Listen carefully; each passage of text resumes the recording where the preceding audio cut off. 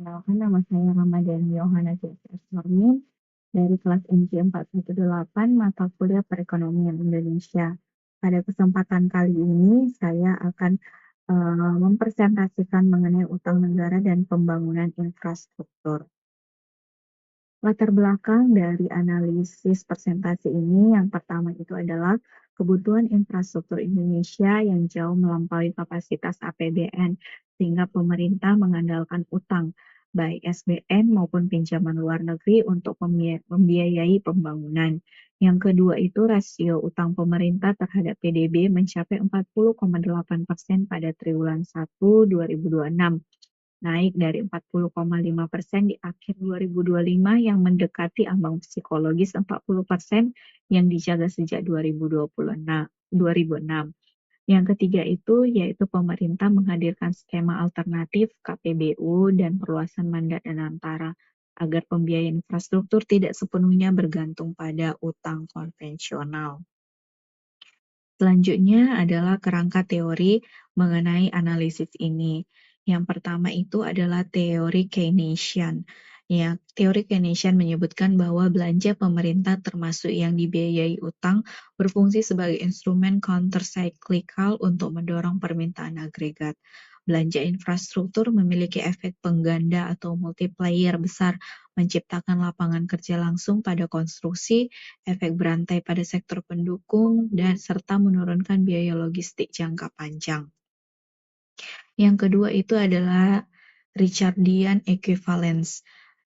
Richardian equivalence mengatakan bahwa masyarakat rasional mengantisipasi kenaikan pajak di masa depan akibat pembiayaan defisit melalui utang saat ini. Implikasinya, rumah tangga cenderung menahan konsumsi dan meningkatkan tabungan, sehingga efek stimulus fiskal dari utang bisa lebih rendah dari yang diperkirakan. Selanjutnya, IMF Debt Sustainability Analysis atau DSA mengatakan bahwa menilai keberlanjutan utang tidak hanya dari rasio utang terhadap PDB, tetapi juga rasio bunga terhadap penerimaan negara dan kebutuhan pembiayaan kotor atau gross financing needs. Yang keempat itu adalah teori pertumbuhan endogen dan infrastruktur. Infrastruktur atau public capital meningkatkan produktivitas modal dan tenaga kerja swasta, menciptakan efek crowding in bagi investasi swasta dan memperluas basis pajak jangka panjang. Selanjutnya kita akan melihat mengenai rasio utang pemerintah terhadap PDB. Pada saat ini, rasio utang pemerintah terhadap PDB terus meningkat, yaitu kita dapat melihat pada pertengahan 2025 sebesar 39,86%. Dan di akhir Desember 2025 meningkat menjadi sebesar 40,46% utang terhadap PDB, dan di akhir triwulan pertama tahun 2026 mencapai 40,75%.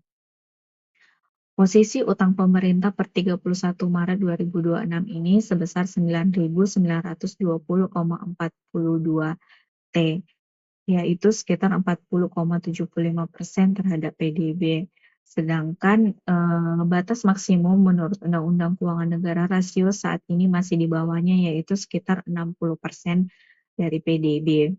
Proyeksi kewajiban utang jatuh tempo atau DEPOL 2026 yaitu sebesar 833,96 T. Selanjutnya kita akan melihat komposisi utang Indonesia dibandingkan dengan negara-negara lain di satu kawasan. Kita dapat melihat bahwa Singapura memiliki rasio utang terhadap PDB-nya itu sebesar 167%, sedangkan Malaysia 64%, Thailand 64%, dan Indonesia pada saat ini 41%. Kita dapat melihat saat melalui diagram ini bahwa Indonesia yang memiliki rasio utang terhadap PDB yang paling rendah.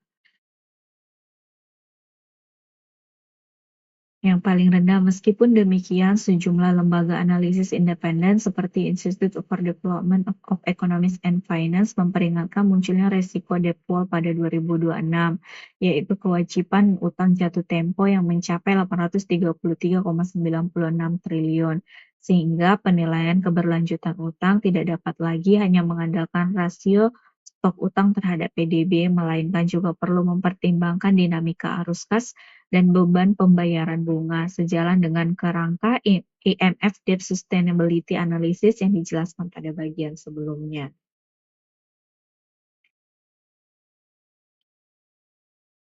Selanjutnya, kita akan melihat mengenai pembiayaan infrastruktur di Indonesia.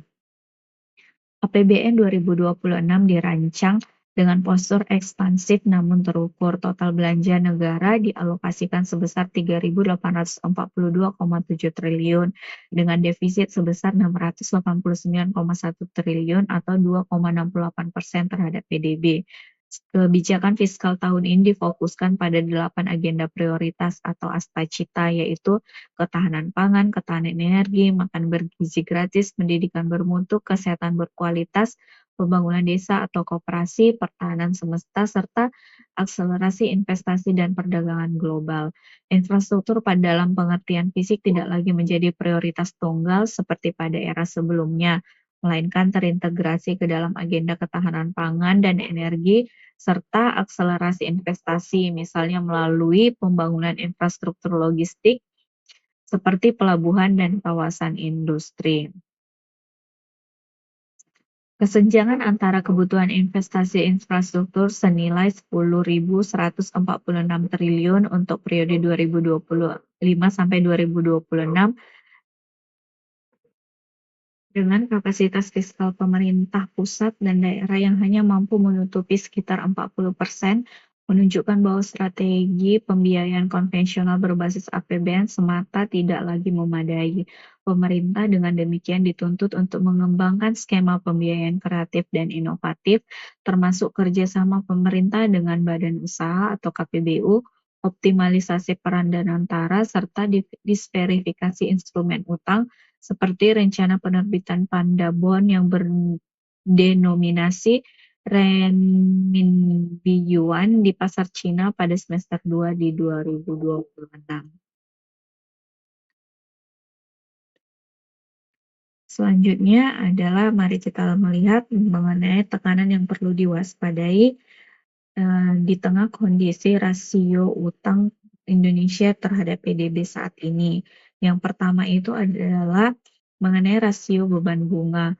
Rasio bunga utang terhadap penerimaan negara sudah di atas 15%, mendekati ambang batas yang disorot Global Ratings.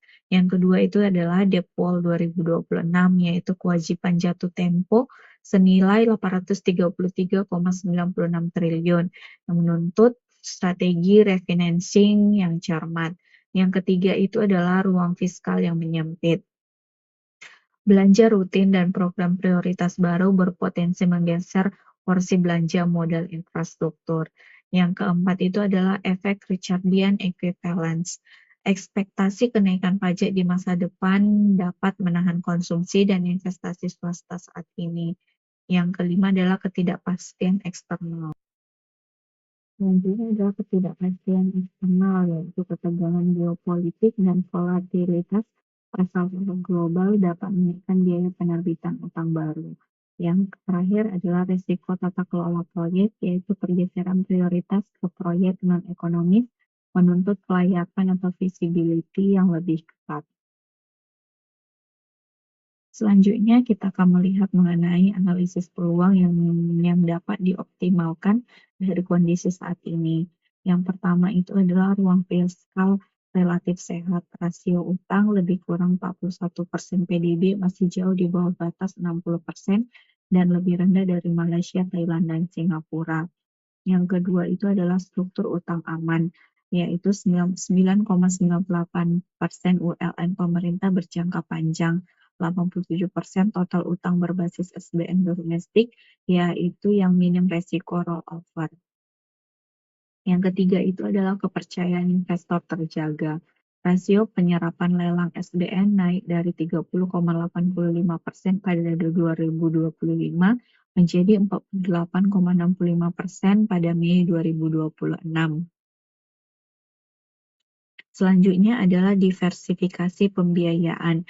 Rencana penerbitan Panda Bond di pasar Cina semester 2026 membuka akses investor baru.